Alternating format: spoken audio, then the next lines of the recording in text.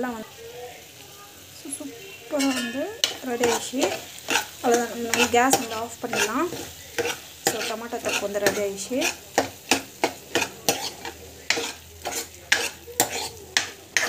So இப்போ கூட வந்து உப்பு பார்த்தீங்கன்னா உப்பு போட்டுக்கோங்க. இன்னும் வந்து டேஸ்ட் வந்து இன்னும் வந்து உங்களுக்கு வந்து பார்த்திங்கன்னா சில பேர் ஒருத்தர் வந்து கமெண்ட் பண்ணியிருக்காங்க, இன்கேஸ் இந்த மாதிரி இப்போ வந்து நல்லா வந்து குக் பண்ணிகிட்டு இருக்கோம். அந்த மாதிரி டொமேட்டோ தொக்குலாம் வந்து பார்த்திங்கன்னா உருளைக்கிழங்கு திரும்பி வந்து இப்போ வந்து இந்த ஸ்டேஜ் போட முடியாது இல்லையா, ஒரு நாள் உப்போ காரமாக வந்து அதிகமாகிடுச்சு என்ன பண்ணுறது அப்படின்னு சொல்லிட்டு ஒன்றும் கிடையாது, கொஞ்சமாக கீ வந்து விட்டுடுங்க.